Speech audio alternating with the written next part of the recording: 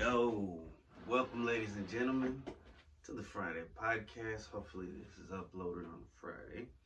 It's being recorded on Thanksgiving. Happy Thanksgiving, everybody. Pardon me. I am thankful for every single fan that watches, likes, subscribes, comments, whether it's positive or negative, even if you dislike, I appreciate that. On all the platforms, on the iPod, the Friday Podcast, Spotify, YouTube Music, everything. As you may know, I've been cross-advertising on this platform as well as my music page if you're a hardcore fan. And as well as the iPod page if you're a triple fan. If you're a triple fan, man, you're a triple OG. I got a new EP coming out, thanks to my cousin Sleepy J. Shout out to Sleepy J. Listen to his podcast, Sleep Talking, I believe is what it's called. On Spotify. And he's been holding it down. He's been doing the 90-day social media challenge. And he's doing it. He's doing a good job. I'm kind of doing it too because I did Inktober. And then now I'm doing Catvember, and that's like drawing stuff, and I'm using my iPad for that. Excuse me. Sorry, I'm just coughing right into them.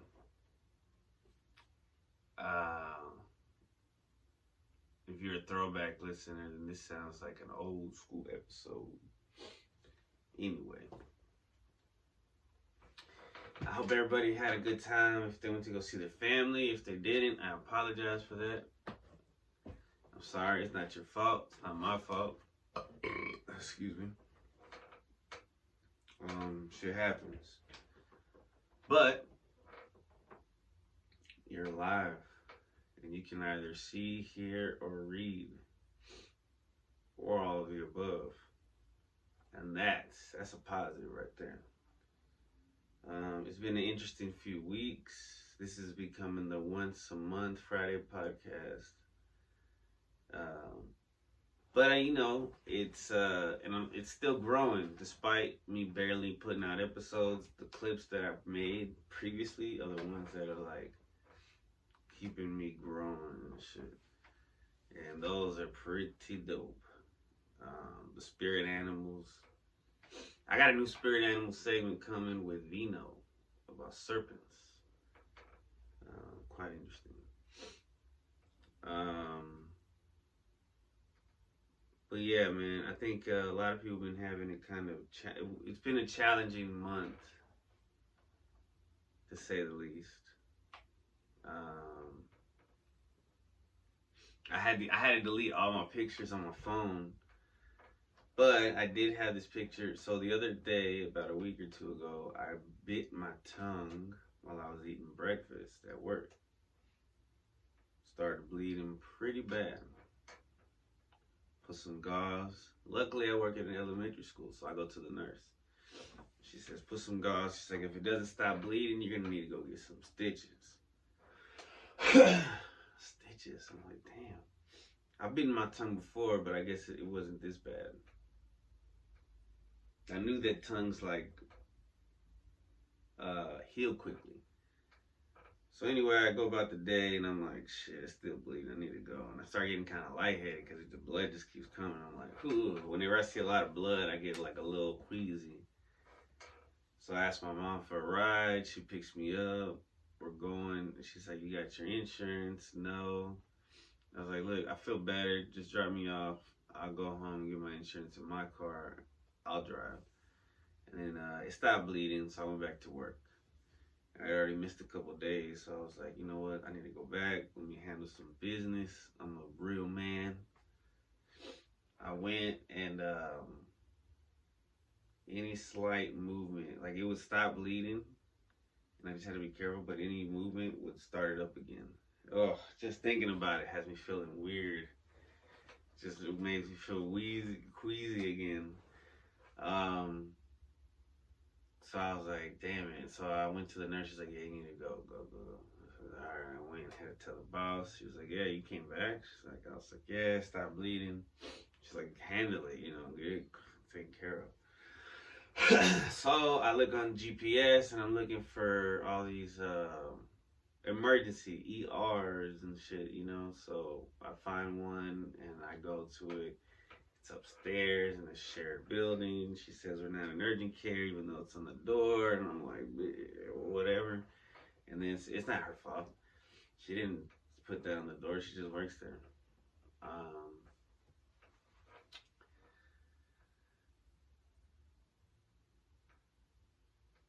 All right, so then I was like, y'all know where there's another one? And so they print out one. It's by Town East. So I look it up GPS.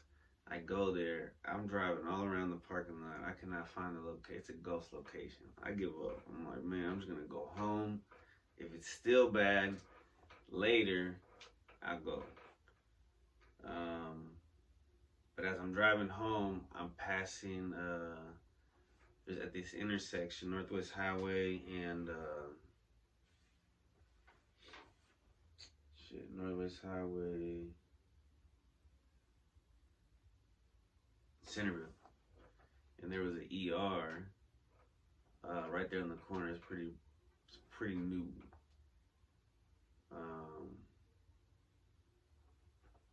I don't remember what was there before, but it was. There's a few things right there in that little strip.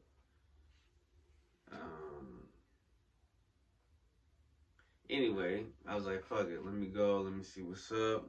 I keep checking the batteries, that's why I keep looking like that. Alright, I'm just gonna unplug it. It's 97%. You look at the little light. So anyway, I go inside, nobody's in there. I talk to the lady, tell her the deal. She was like, alright, sign these papers. We'll see you in a minute. I gave her my insurance, blase.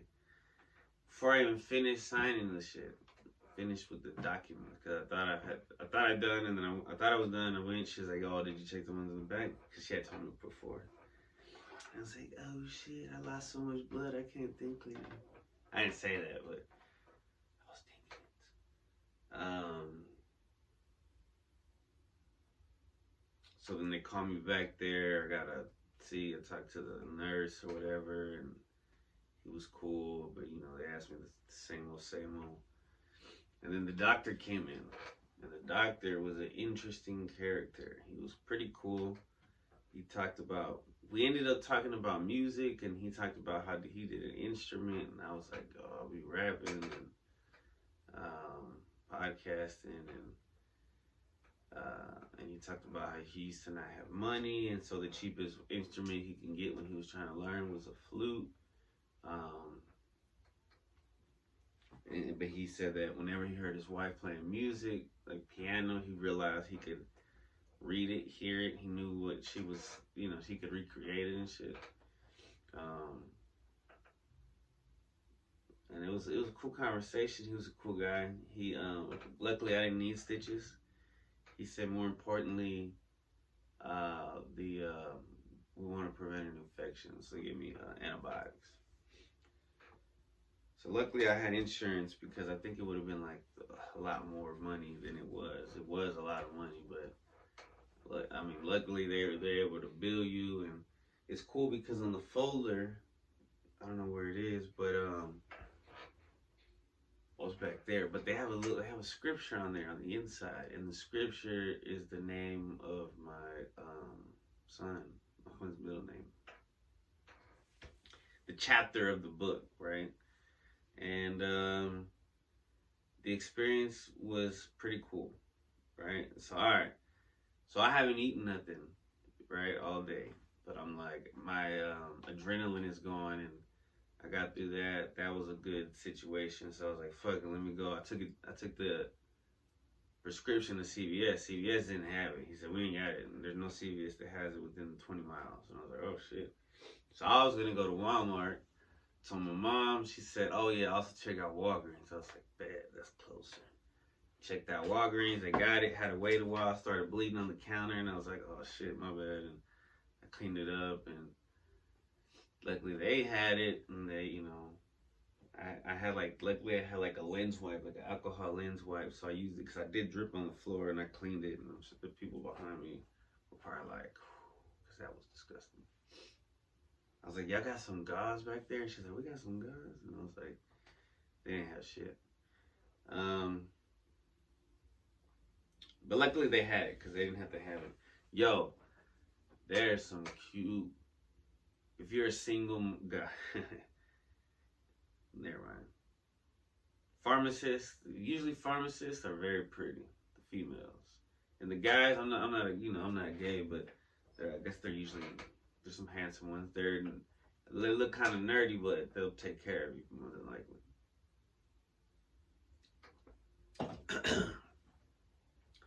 So that was a whole ordeal. I went to sleep and then woke up. I had to go pick up Xavier. I had to pick up my son from work.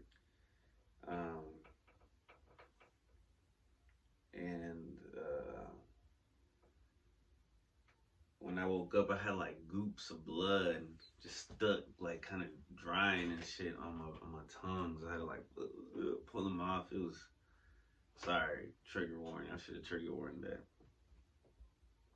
It was intense, and and I felt dumb, but I think I went to work the next day, if I'm not mistaken. I just had to be careful. Maybe not the next day, because I couldn't eat nothing.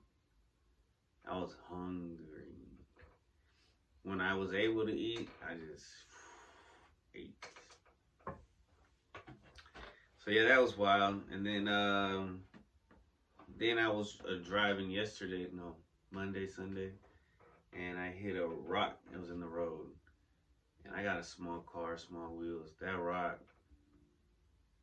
it could have popped my tire. Thank God it didn't pop my tire. But now I got like a fucking little knot sticking out of it. But could be worse. I'm blessed. Can't complain, you know what I'm saying? There are setbacks. Setbacks happen. I mean, without strife and struggle, there is no growth. That's how you learn too. Like, oh, be fucking more. Because I was like turning into the lane. You just gotta, all that extra lane turning and shit, not necessarily necessary. Feel me? All that extra lane turning is not necessarily necessary. Because it's just being impatient. Because I could have just stayed in the lane I was in, but then I went into this lane and there was this fucking rock and so sad. So yeah, it's all good. It's all good, man. And thank God my dad, like, he helps me with stuff. He's like, I can get it cheaper than discount. So I was like, bad. And he didn't seem too stressed about it. And I did a little bit of research. Some people are like, yeah, this depends. And I saw some pictures, and some of those bubbles and shit are like, whoa. I mean, mine is like tiny. It's like a little bump, like a little. Boop. Yeah, so that's challenging. But I mean, that shit that I'm going through is nothing compared to people that I love and that I'm close to are going through at the same time. One of my really good friends, Juanito, shout out to you if you're watching. He had a surgery, and God bless, he's good. He came out of it, you know, he's alive and well.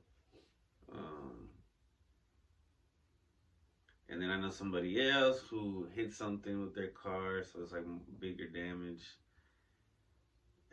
I'm not laughing for that, but it's just like, you know, it's sometimes it's not the best thing to compare yourself to people, but sometimes you do gotta remember, yo, it could always be a little different. It could always be a little bit worse. And I don't know. You gotta always look at a big picture. You got a son, you know. You got your family. You got your friends. I mean, so that shit is priceless. Priceless indeed. All right, let's look at some random questions. Then we'll get into the episode. 1711 from 3,000 Questions About Moi.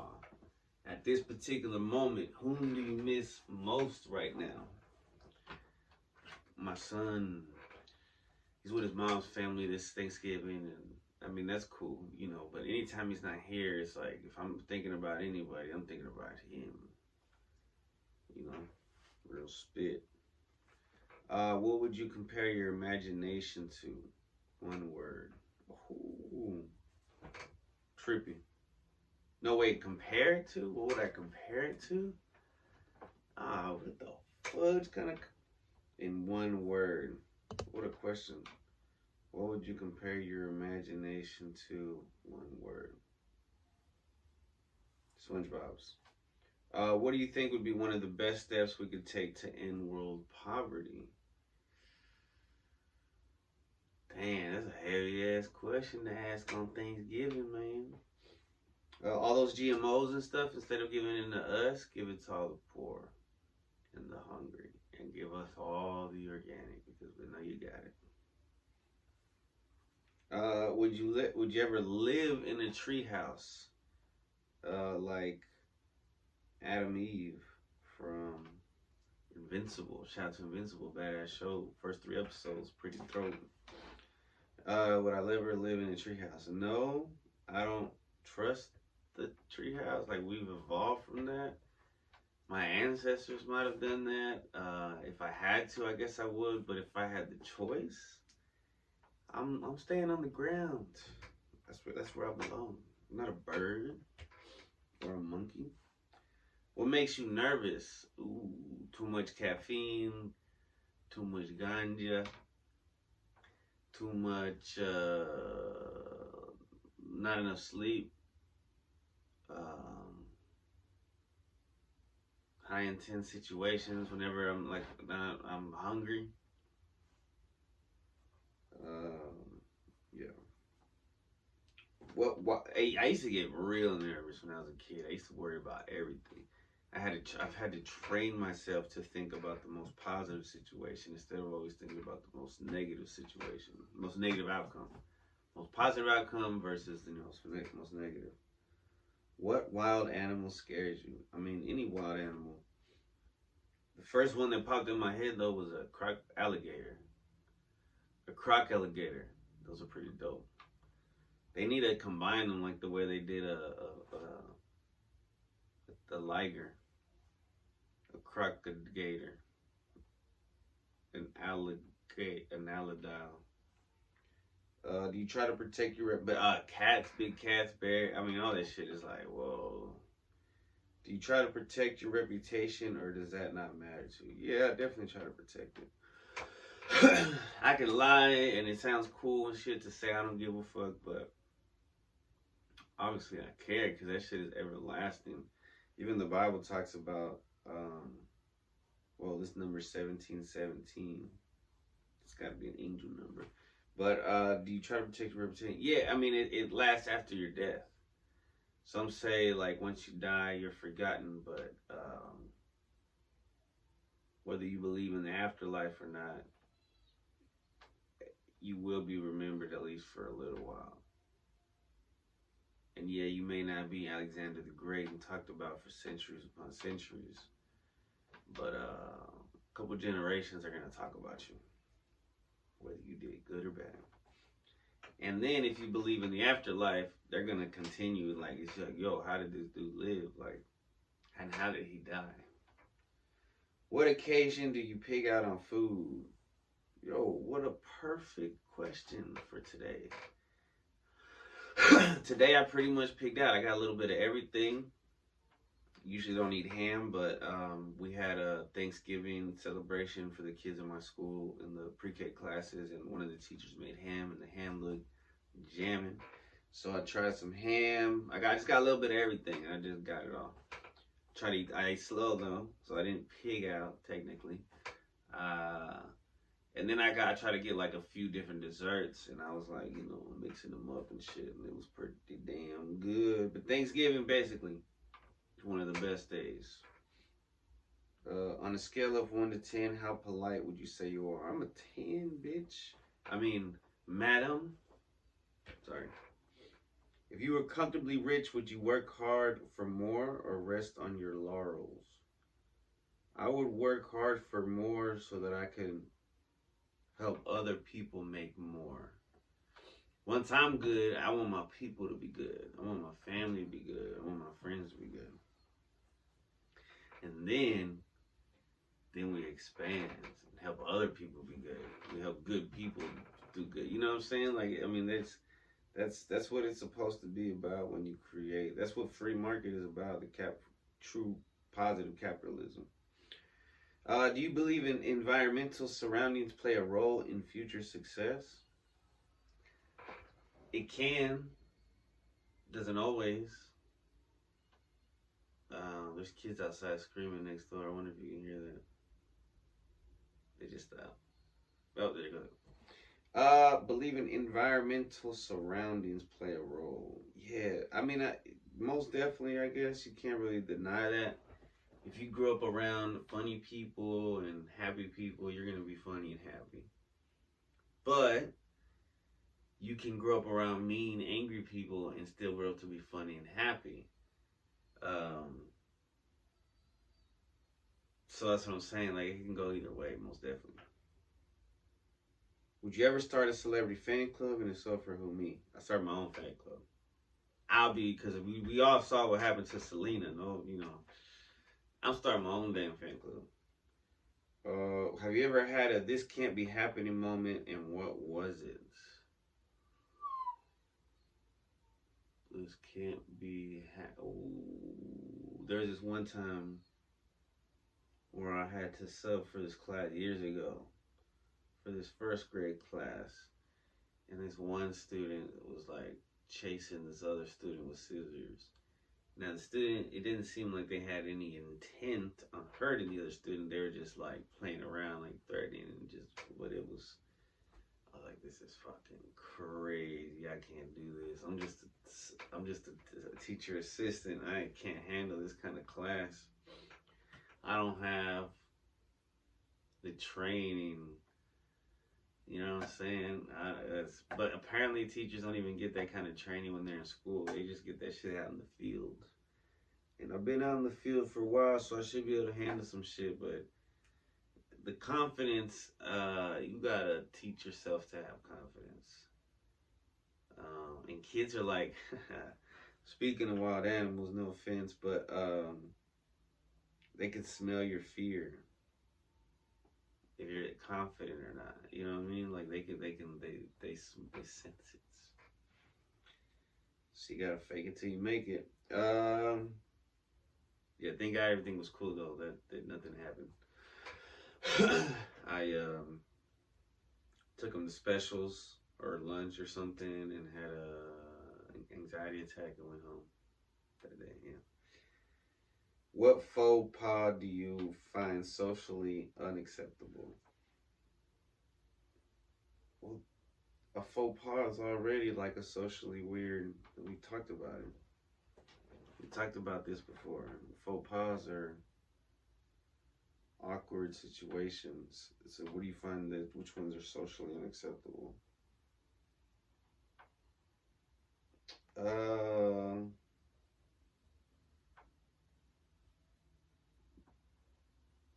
Right? I think I gotta look that up again. What the fuck is faux pas? Because I thought it was. So I feel like that's a double negative right there.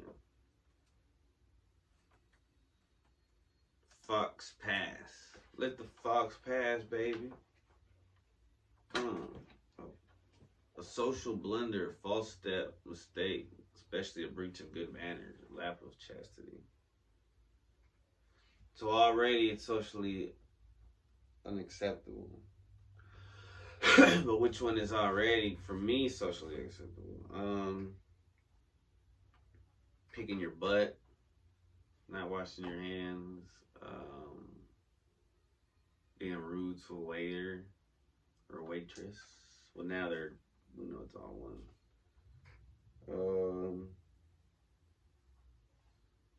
I don't know, being on the phone really loudly and just being rude and shit.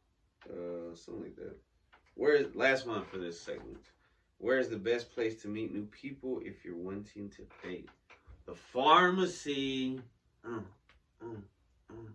Did you just hear my elbow pop, pop? All right. Let's keep going. Let's keep flowing. Let's keep growing. I'm gonna keep knowing. It's gonna keep snowing. All right. So, weeks ago, I saw a beautiful black and blue butterfly. Now I've covered black butterflies and I've covered blue butterflies, but I've never covered one that are both. Alright, so typically topical.com says blue and black butterfly meanings. It's a symbol of life-changing transformation, awakening, spiritual rebirth, and endless potential. The black and blue butterfly harnesses the beautiful and sweeping energy of both the sky and the sea, a true embodiment of the power of Mother Earth, Gaia, which is another name for Earth, and her capabilities. SpiritualUnite.com says the black and blue butterfly also symbolizes balance and harmony in life. The black and blue colors are opposite on the color wheel, yet they come together perfectly. They remind us that we need balance and harmony between opposing forces in life. GatheringClarity.com says that a black and blue butterfly may symbolize the time for changing and freeing yourself from restraints. The black color often symbolizes the unknown, and the blue color has plenty of interpretations, but one of the most popular meanings is freedom, luck, and optimism. Now, put a link right here. Does that mean that there's more information to be found? Christopher Chaos. Let's see. So typically topical.com, I did already say something from them. I like this though. Maybe this is why I put another link. Blue is the rarest occurring color in nature.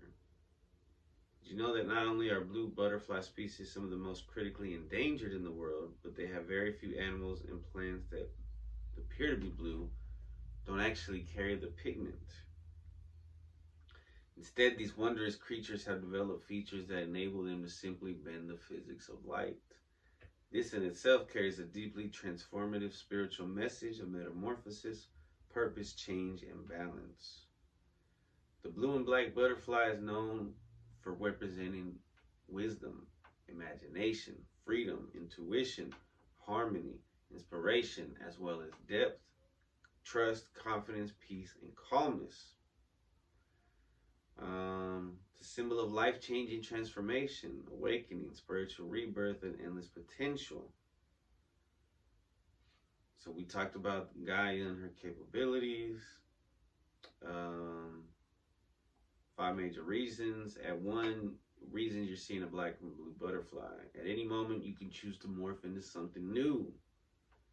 Number 2, you're being reminded of the beauty in your world and the creations around you. Number 3, you're on a profound spiritual journey. Number 4, a reminder of your divine talents. Number 5, a message from a loved one. Blue and black in this case represent the breaking of the veil, the merging of 2 dimensions, the spirit with the human one. What was merges with what is. Very interesting. I love it, man. That's a beautiful butterfly that I saw the other day. And I was like, what? I haven't covered that one yet? I thought that was insane. Alright, angel number of the month, week, day, who knows? 393. From sunsigns.org, it says, time for growth. Let go of the past. 393 indicates that this is the right time to arise and shine because you know you have a legacy to accomplish. Whoa, I'm taller than a bitch. What's up? Besides, every day should bring something great to your future. AngelManifest.com says that it means that the message of 393 is to let go of a situation that is no longer useful in your life. Let go of the old one. Stop clinging to the situation out of fear. It's most important to have a positive perspective and high expectations for yourself and your future. Astrology.com says 393 is made up of the energies and vibrations of the numbers 3, and 9. With the number 3 appearing twice, amplifying its influence. 3 resonates with creativity, self-expression, and positive energy. Some of my favorite things ever. While number 9 relates to spiritual awakening and serving your soul mission. Deep stuff right there. Spiritualsciencing.com. That's spiritual and then science, SCIENCING.com. Says that it's a powerful message from the spiritual realm, signifies the presence of angels and their guidance in your life. The number 3 represents creativity, communication, and self-expression. The number 9 symbolizes spiritual growth, enlightenment, and serving humanity. Very interesting, ladies and gentlemen. Very, very, very, very interesting indeed. What I just go into the dream. So I just put one page for the dream. So if I remember correctly, the dream I had so long ago was about, I dreamt about a loaf of bread. Now, yes, didn't have bread the day before, and I was thinking about bread, and that's probably why I had a dream. I was like, ooh, I want bread. But just in case somebody's had a dream about bread and they weren't thinking about bread, or, you know, maybe it's a deeper meaning. Like, yes, I was thinking about bread, but the dream is a deeper meaning, possibly, who knows. So I looked it up. Why not? So bread can crop up in our dreams when we are feeling that we need our basic levels of shelter and food are at risk. Spiritually, the more bread you eat, the luckier you will be, and the more profit you will gain. Hi and welcome to my dream meetings. Oh, I'm Flo, and you will help you understand what bread dreams mean. Oh, it's Auntie Flo. It's Flo. She's a lady. So let's see. If you dream of eating bread, you will be rich and powerful. White bread in your dream means you will have new and positive friends. In general, bread is a good sign in a dream. It means that life will be good for you. Bread symbolizes the good and sober life. However, if you dream of bread made from something else other than wheat, you might encounter a complex time in life. Pardon me. Bread has always been a symbol of religion and can be considered a form of spiritual enhancement. For a woman to dream of eating a piece of bread shows that she is likely to look after a number of children in the near future. Bread in dreams is connected to the idea of earning one's daily bread, which means earning money at work. The dream of high quality bread, a better one than the common toast bread, would indicate you have to get a job that will give you insight. If you dream cutting a slice of bread, then this indicates confidence in life. Bread is often connected to positive times in life. To offer bread to others in your dreams signifies that you will be generous in your life. To dream that you eat fresh bread indicates that you will have comfort and positive friendships. Old bread, seen in a dream, is a sign of disease and social problems, as well as worries in your house. Fresh bread indicates you will be in a better physical condition. Dreaming of making bread, so my dream was like a brand new loaf of bread, fresh bread. Indicates dreaming of making bread is not necessarily a good sign. Ancient dream books indicate that making bread could be the omen of hunger. Warm bread is a sign of difficult illness in old dictionaries, but some also say this indicates a new start. Dreaming of a bagel is the omen that a period of calamity and trust will end soon. Sorry, this is just from Auntie Flo. She seems really negative right now, guys. Buying bagels mean comfortable life, and you should seize an advantage situation. There you go. Breadcrumbs are the sign of good health. Nice, nice. Moldy bread indicates that you might get sick. Sorry, I know that does not sound too positive, but this is an old dream book. I have given a better meaning below, so I guess she's reading from a book.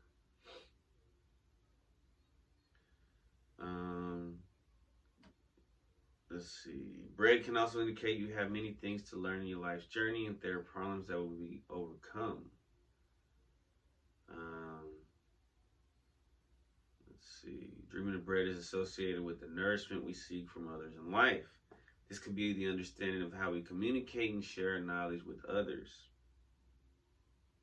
Bread, in her opinion, indicates that you need to have an open conversation with somebody in waking life. This indicates physical need being met in life, that you need to increase your self-esteem. Let's see. Whole bread or brown flour indicates there will be a volume of issues in life. Because brown bread has high levels of glutathione. It indicates you need to focus on how you come across to others in life. The color of the bread is equally important. If you see whole grain or sourdough, it can indicate difficult times ahead of bread. To see bread rolls indicates a highly enriched social engagement. If in your dream you can see cornbread, which is mixed of cornmeal and wheat, and indicates you wish to work on your own intuition shortly on it. Dreams of flatbread or chapati can suggest you will find that a project will collapse, but this is for the best. So mine was like white bread. Heartland, grandma's white bread is what I remember, if I'm not mistaken. Might be wrong, but I think it was white bread. I'm just thinking like, oh, I hope it wasn't wheat bread. What does it mean to dream of buying wheat bread or just regular bread?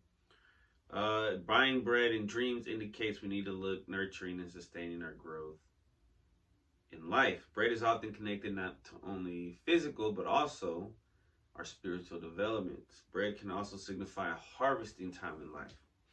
Buying a loaf of bread from the supermarket or a store in the dream illustrates that you are going to be offered the prospect to understand yourself in a more gracious way. White bread in your dream can indicate contentment, prosperity, and that you are somewhat sensitive in nature. As I mentioned before, eating white bread refers to poverty, but this is from ancient dream books. Good bread indicates faithful friends. Eating very hot white bread suggests power and richness is coming your way. Seeing bread in your dream means richness and honor. If the bread is clean, this foretells happiness. Baking bread indicates that someone far away will visit you. Giving bread to the poor means good health. Bread's core is the sign of danger and hunger. Eating bread means physical health, and eating it fast is a sign of honor and advancing in rank. Biting from a slice of bread means the threat for your loved ones. So it's just going back and forth. I don't know, Honey Flo. I don't know. Let's see. 1920s dream books say on bread. Here I have just listed the old meanings of bread in dreams. Moldy bread foretells big enemies that are watching you. Rotten bread means fickle fortune. Rotten and old is the omen of hypocrites. Dry bread means tiredness. If you see lots of bread in your dream, it's a sign of a trip, discussion, but also happiness. Dark bread predicts guests in need, and you will get help from friends. Fresh bread means faithful friends. Yes. Putting bread in the oven refers to solving well a problem. Expensive bread suggests a comfort life. It was nice, expensive bread.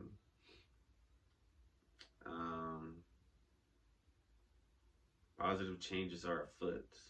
Bring spirituality in your life. Possible time of turmoil. But that's pretty vague. So I don't know. It's to me, it's like bread is one of the first things that we ever ate, right? And it helps fill us up. You can put anything on it. Bread is like incredible. So it's almost like, because in the dream, my mom bought the bread. I was like, oh, you bought some bread? And because we were out of bread. So in a way, I think that's like my mom is bringing home some bread. You know, God gives us bread. In a way, we are bread. I don't know. Yeah, maybe that was helpful. I don't know. I looked it up, and that's what came out. So, we're going to take a break and get into anxiety news, ladies and gentlemen. We'll be right back.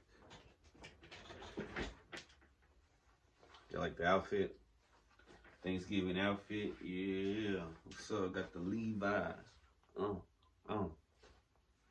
Mm. Mm. Anxiety News with your host, Christopher Chaos. Welcome, ladies and gentlemen, to a new episode of Anxiety News. An episode within an episode. Today, we're reading an article from phillyvoice.com. Now this caught my eye. The differences between stress, anxiety, and depression. Let's see what they say. Now, I'm not co-signing or unsigning anything. All I'm saying is, let's hear what they got to say. This is by Peter Key, sponsored by Independent Blue Cross. So stress, anxiety, and depression are often used interchangeably in conversation, but these terms each represent very different experiences. Understanding their differences is key to raising public awareness about mental health, as well as making sure people have access to help when they need it. Here's a quicker explainer on each of these common mental health terms, along with ways to manage these conditions. Take all this with a grain of salt, baby ass. Not babies. I hope babies aren't listening. This is probably the most boring shit. Well, according to you can see like the age group, it's definitely not babies. It's like, it's people my age, so that's cool. Stress is the result of your fight or flight reflex. When you face something that your brain perceives to be a threat, your body releases hormones that cause you to become alert and ready to act under pressure. This natural response often causes physical symptoms such as a rapid heart rate, flushed skin, tense muscles. Your fight or flight reflex can be helpful in certain situations when you're under pressure to perform well, such as having to give a big presentation at work. In these types of situations, the stress usually goes away once the perceived threat is no longer there. But sometimes the perceived threat can linger for an extended period of time, causing the stress to become chronic. Not that kind of chronic, guys. Examples of chronic stress include everyday pressures such as work, school, family needs, and financial issues. Consequential events such as divorce, illness, or losing your job. Experiencing or witnessing serious harm or death for something like a car accident, natural disaster, war. This can lead to PTSD. Chronic stress can lead to numerous physical and mental health problems, including lower resistance to illness, digestive system problems, headaches, insomnia, feeling sad or angry, developing a bad temper. If it lasts long enough, chronic stress can increase someone's risk of developing diabetes, high blood pressure, or heart disease. Whoa. Ways to combat stress yourself include eating right, getting enough sleep, exercising, practicing deep breathing, stretching, meditating, and not smoking or drinking. You also should try to solve the problems you can and not worry about ones you cannot. Do your best to avoid criticizing yourself for not being perfect. Talk about your problems to people who care about you. There are people who care about you. Find them. They're usually close by. Do some things you enjoy. But also you got to know that you got to be ready to listen to people too if you want people to listen to you. That's from me. That's not from this article. Anxiety. Many anxiety symptoms such as rapid heartbeat, tense muscles, and shortness of breath are also symptoms of stress. Temporary feelings of anxiousness are normal when you're dealing with a stressful situation. However, if you experience persistent feelings of worry, fear, or dread that interfere with your daily life, you may have an anxiety disorder such as GAD. Oh shit, I clicked something. Generalized anxiety disorder, which causes you to worry excessively about ordinary issues.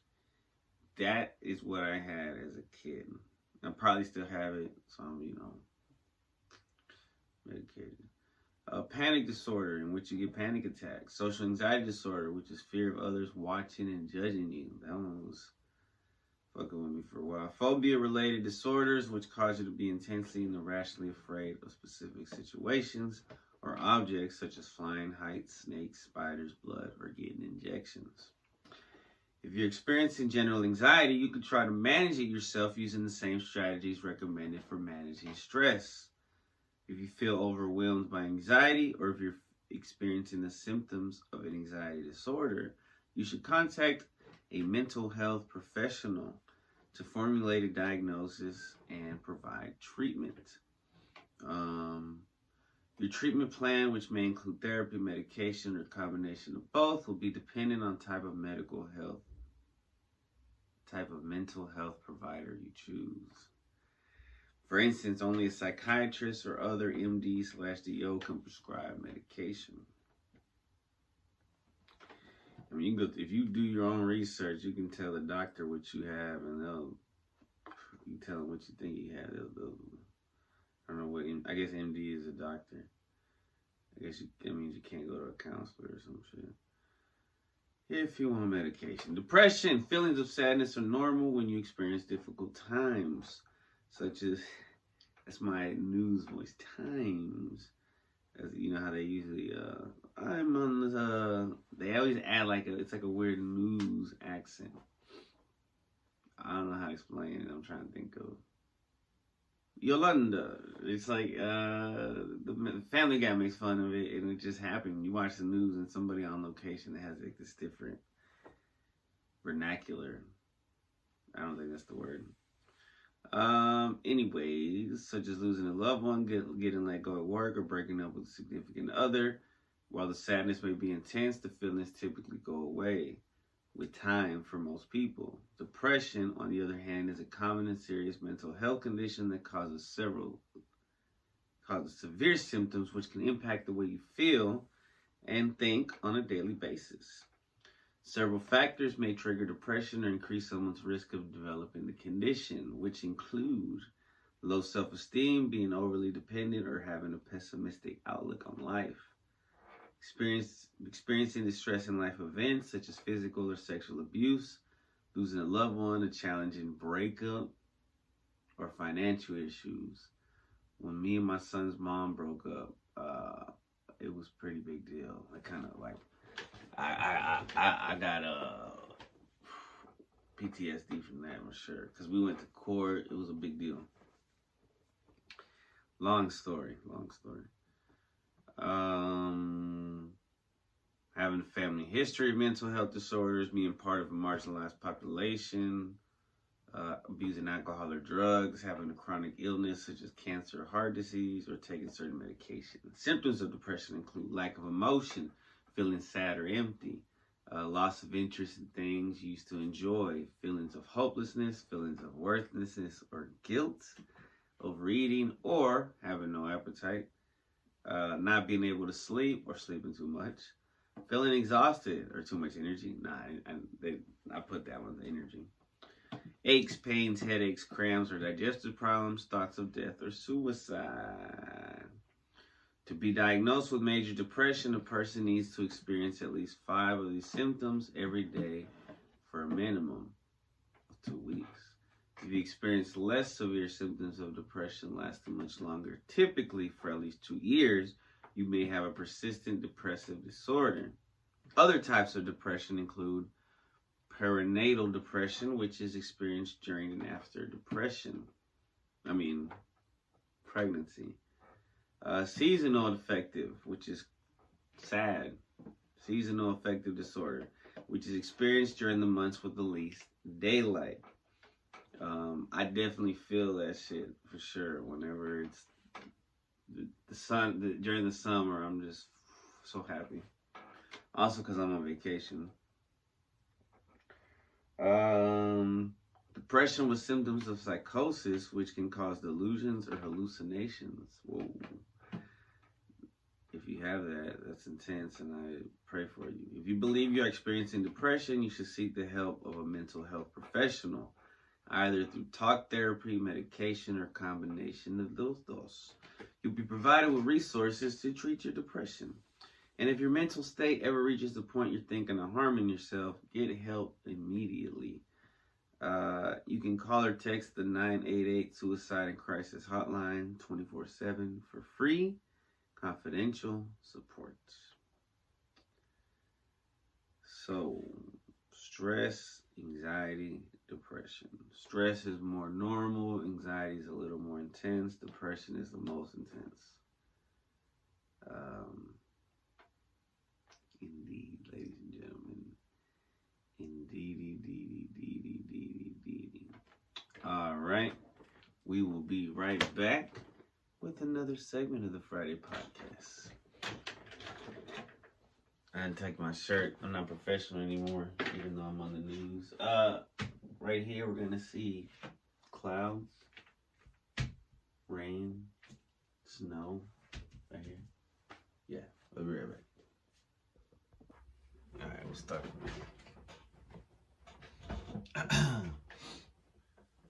This looks tacky, bro.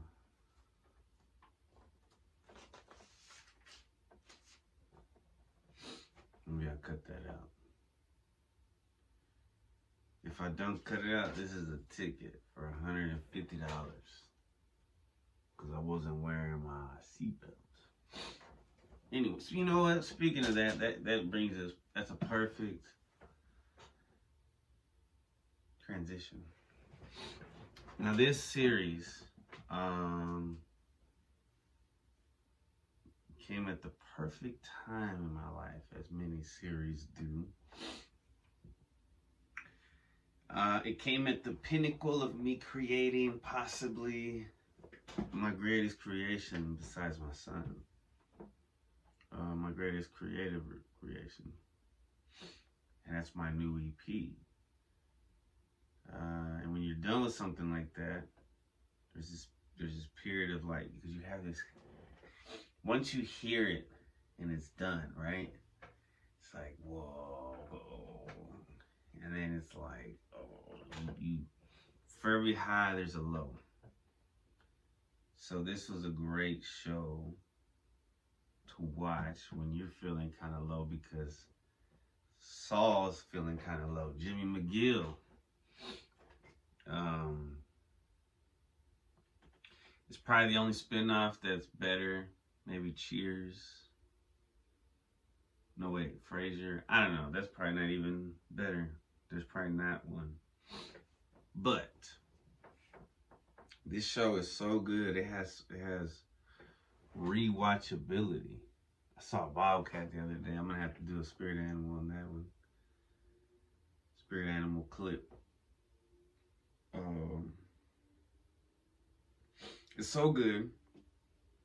It connects to the Breaking Bad universe, which is incredible. Some of the same actors. It goes in depth into some background of some of the characters, like Mike, Gus, obviously Saul.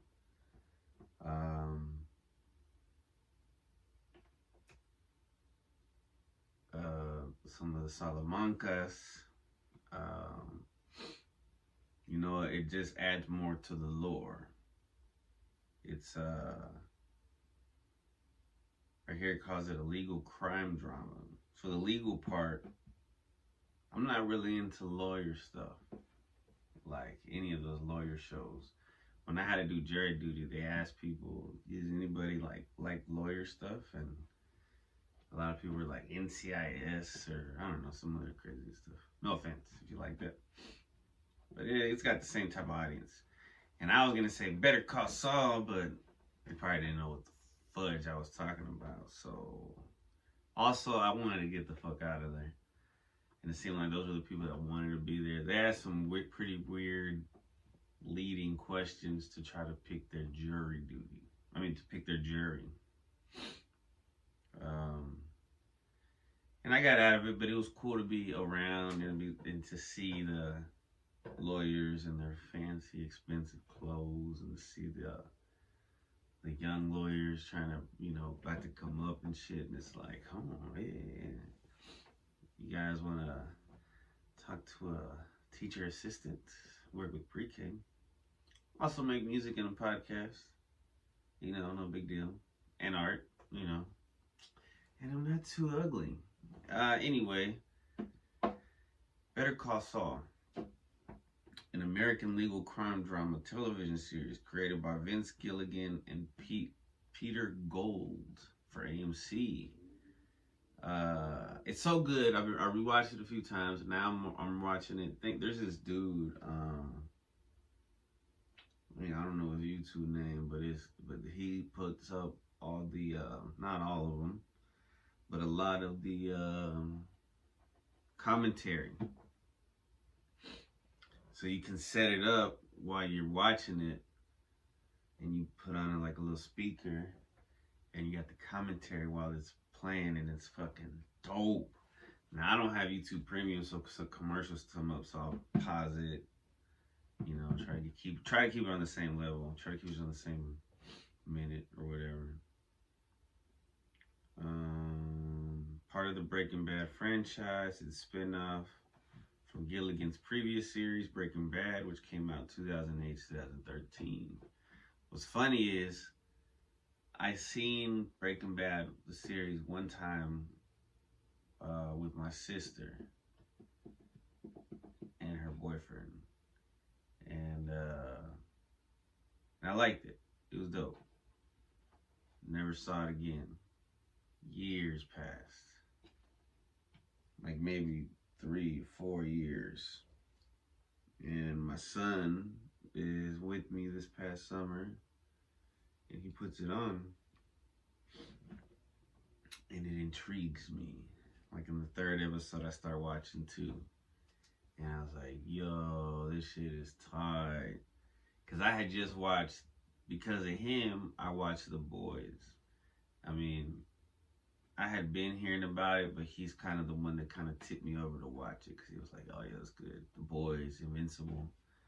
So I watched The Boys, and with him, incredible. I had to rewatch that a few times. Have I talked about The Boys on here? I have no idea.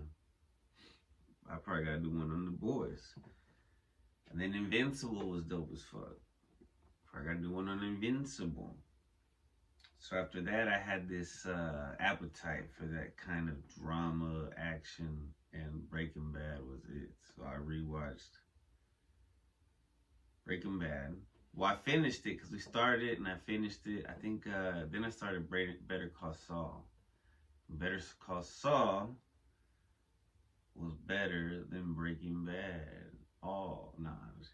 I don't know. That's an opinion. I think it just because the writers got better, that everybody got better with what they were doing. So the more you do it, the better you get. Obvious. It's also a little different though. But there's plenty of interviews and commentary, and I've seen a lot of it, and I love it. So me talking about it, it's not going to be anything new, in my opinion. It's just what I think it's that. Well, maybe it's new because I do have different opinion probably than somebody else might. So it's a prequel primarily, though some portions take place during and after events of Breaking Bad. Better Call Saul premiered on AMC on February 8th, 2015, the day before my birthday, and ended on August 15th, 2022, with a total of 63 episodes per 6 seasons, over 6 seasons. Set primarily in the early to mid 2000s in Albuquerque, New Mexico, several years before Breaking Bad, Better Call Saul examines the moral declines of Jimmy McGill. In Ernest, which is Bob Odenkirk, which I learned about a lot because of this show. Like, there's an episode of Arrested Development where he's on, and he had this show called Mr. Show with the guy with Tobias from Arrested Development. And he wrote for certain, this dude's been in the business, and I had no idea. But now he's on the front lines. He was behind the scenes. Now he's on the front of the scenes. Sometimes that just shows you sometimes that you gotta hustle and grind for minutes. And he said himself, like, he didn't really get to enjoy the time on Saturday Night Live because it was you're just constantly grinding. You don't get to enjoy it.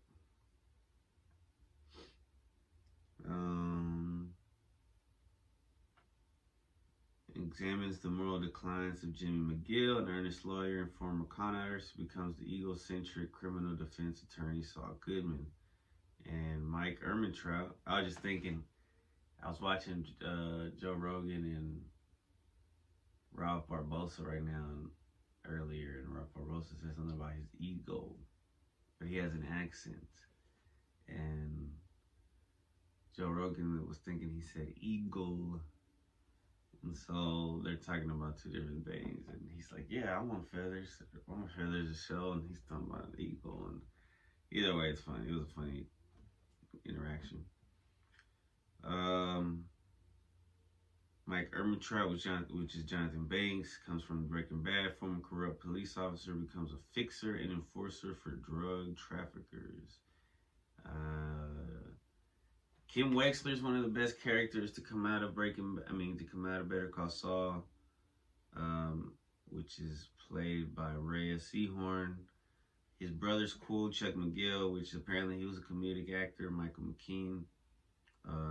Howard Hamlin's cool, which is played by Patrick Fabian. Nacho Varga was probably maybe the best character. He's like the Aaron Paul. He's the Jesse of the series in many ways. And he's Michael Mando. What's funny is I didn't know until afterwards that they didn't really know. You can tell, kind of, if you speak Spanish. Once you know, in my opinion, I mean, because I'm not a... Maybe other people can tell. I couldn't tell until I knew that Nacho,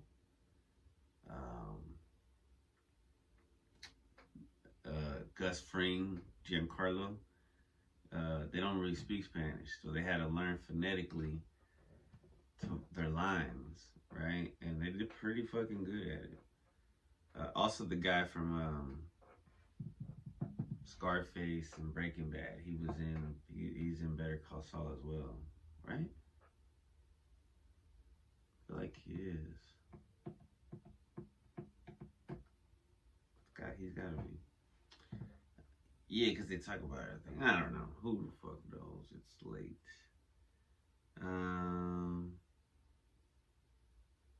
Yeah, there was a late. They at first, he talks about it a lot. I'm not gonna talk about what they were thinking it was gonna do. So first season is very slow. I know myself and a lot of people, we couldn't get into it in the first season. And even if you get to the second season is kind of slow. Hard to get into it. Hard to stay there. I promise you it's worth it. The third season. Once you get through that third season, it's just cruising from there. 4, 5, 6, cruising. But you need that tough climbing that mountain or whatever, getting in that line for that Six Flags ride. Yeah, season 4, 5, and 6, man, go hard.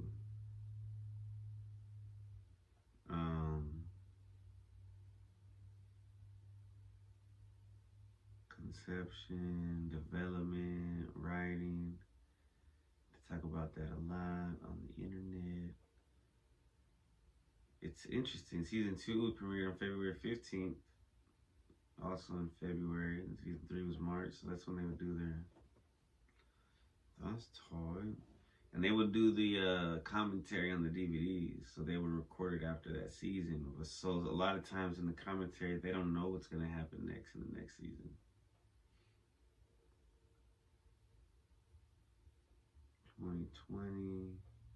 So 2019, they didn't have a series or a season. Because for 15, 16, 17, 18, then 19, obviously, because of COVID. In 22, they did one. Took them a while, though, so they didn't do one for 2021, but they did one for 22. And that's when they finished last year. And I didn't get into it until this year. It just finished.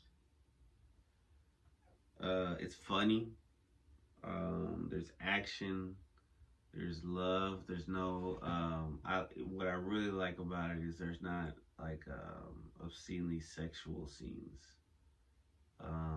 There's some romantic scenes, but there's no like aggressive like, let me smash this my wife with avocado on her face. Like there's no Breaking Bad shit like that. That shit gets kind of interesting. That's wild.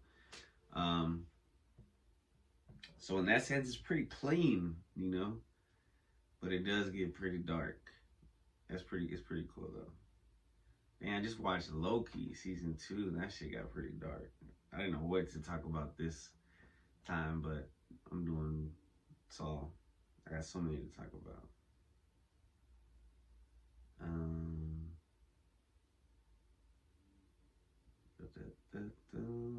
Comparisons, accolades, franchises. Whoa, they got comic books. It makes sense. They always make comic books of shows, especially for AMC. Cause they did for AMC, like it's hard for them to miss. Cause they had Hell on Wheels, Turn, Washington Spies, Breaking Bad, Better Call Saul, and I didn't watch Walking Dead, but apparently that was incredible. I also didn't watch Mad Men. Some would say I'm a madman for that, but you know, whatever, mate. Just not my cup of tea, mate. But maybe one day I'll like it. Maybe I just haven't, you know, tried that tea. Man, the Salamancas were such a problem.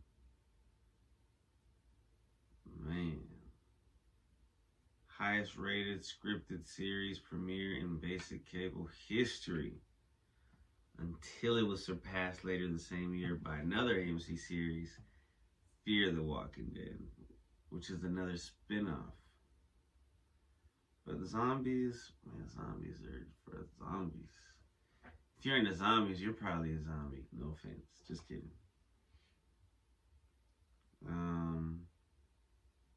Yeah, man, it's deep. It's like a play. It's like the way it plays. It's so amazing. I think a lot of them were in plays. A lot of the acting they talk about is like in the non-act, like in the non-speaking roles, because you can look at anybody in the scene and they're acting. The scenery is beautiful, just like Breaking Bad, but they get even better at it. Pretty cool. They tie up some knots, and then at the end, it's like it becomes a sequel to Breaking Bad. So that's like icing on the cake. That's what makes it better than Breaking Bad, because it finishes up Breaking Bad. It does what Breaking Bad didn't even get to do. It really completes Breaking Bad, because then you have El Camino. El Camino is great, and then El Camino leads to Better Call Saul. So, you know, just an incredible series. Anyway, ladies and gentlemen, I appreciate you coming. See y'all next time at the movies. Let's all go to the movies. Hopefully they don't sue me. Let's all go to the movies.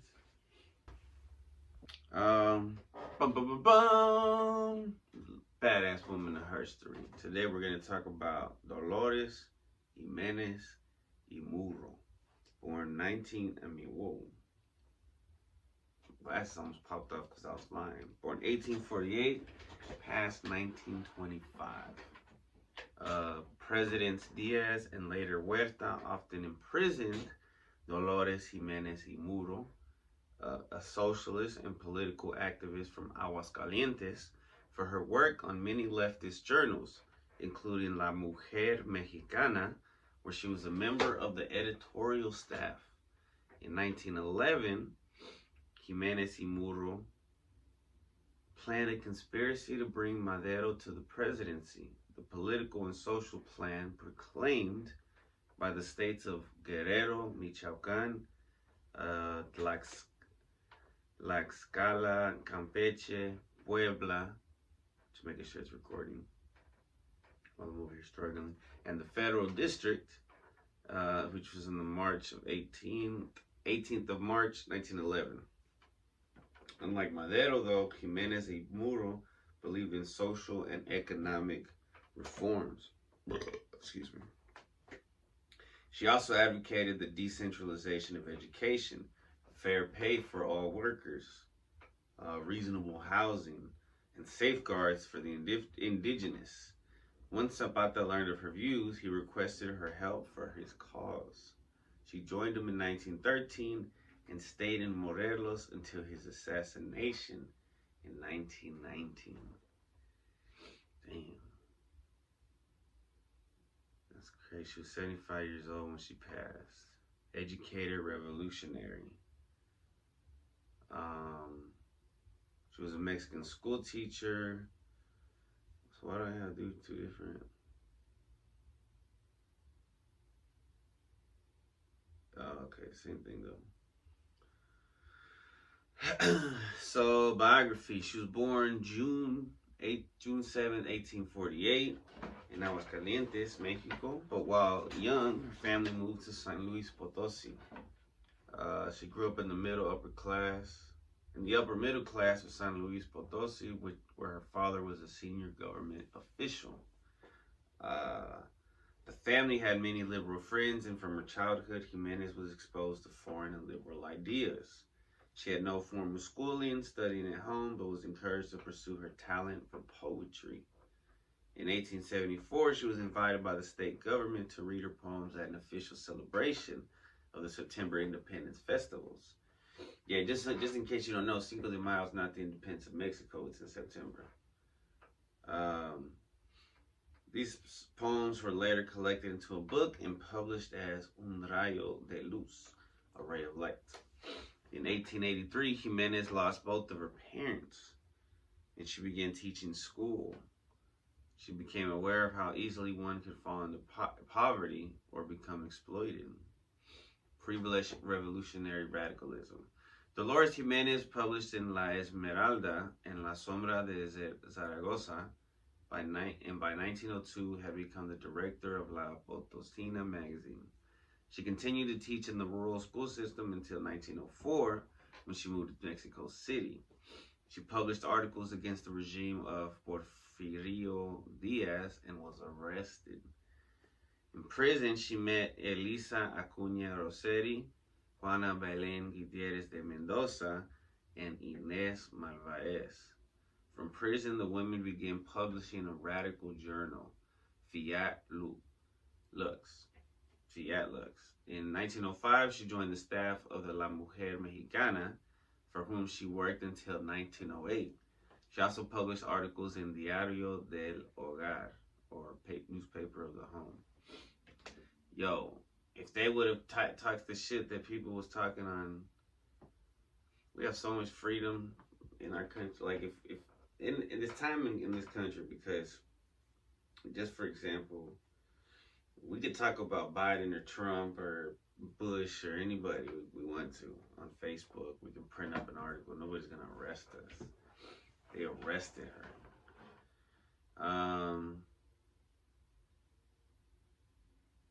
In 1907, Acuña, Belén, and Jimenez y Muro, they need a movie about this because these women met in jail. This is tight as fuck. This is Orange is the New Black, Mexico version.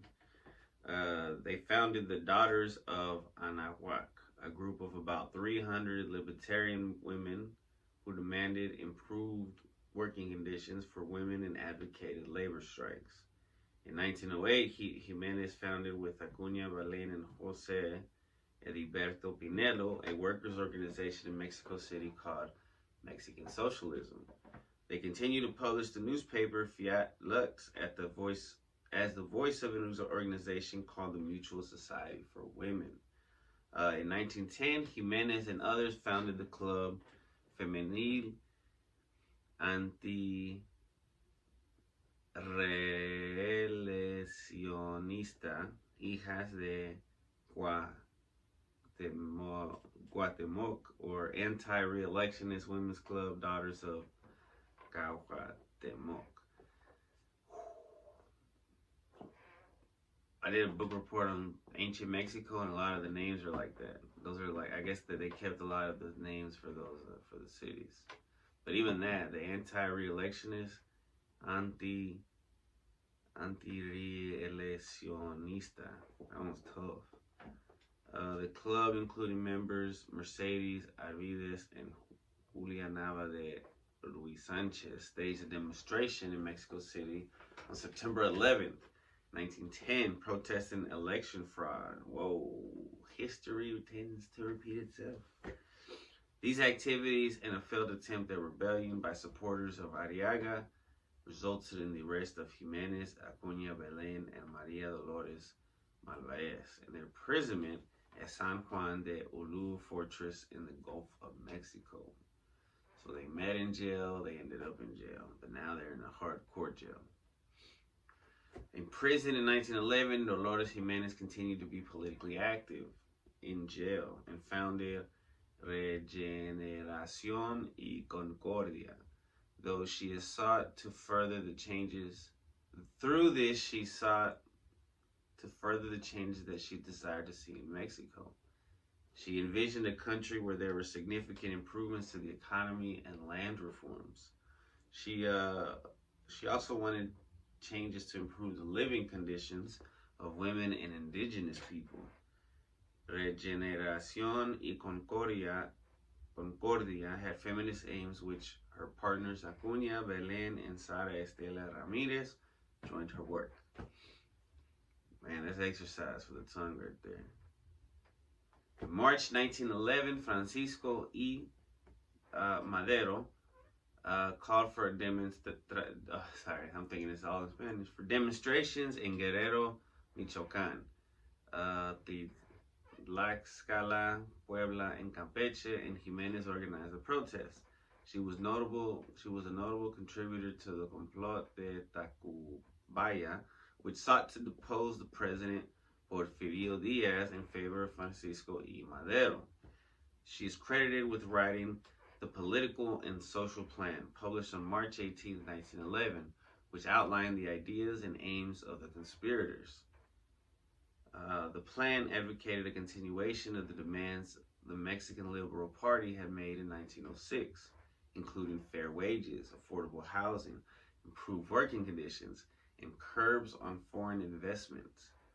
It also promoted the excuse me. I need some water real quick. Oops.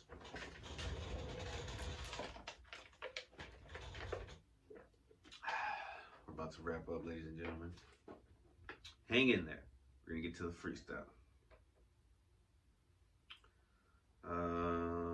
Fair wages, foreign investment. It also promoted the decentralization of the country's education system on the premise that a school's needs are best met when it is locally funded and controlled. She's got some points, man.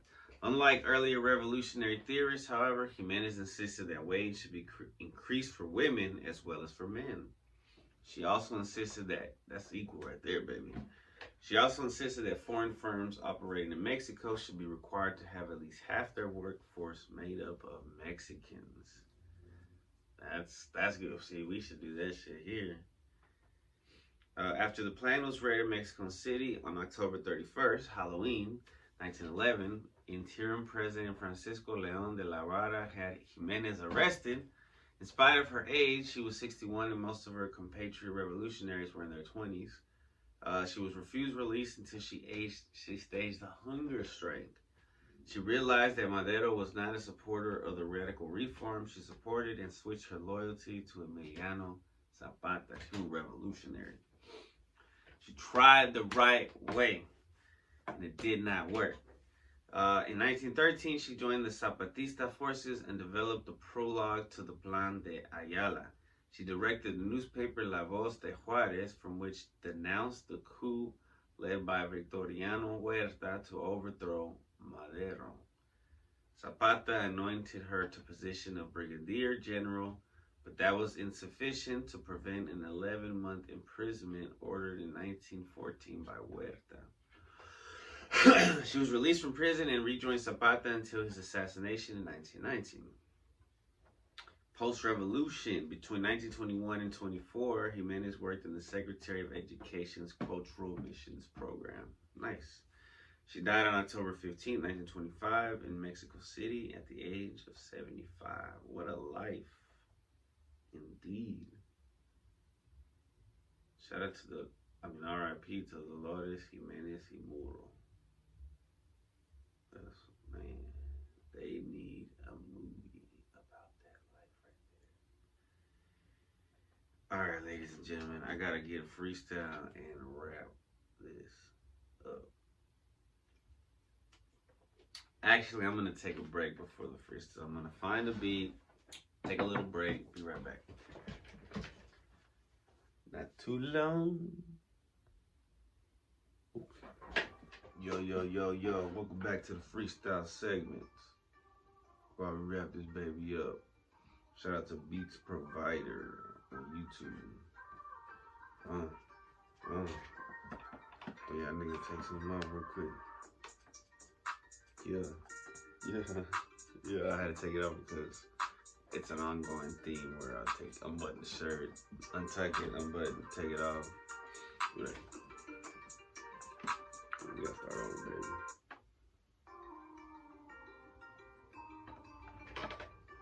Alright. Man. I need a lot of junk food today. Bloated. My mind is divided.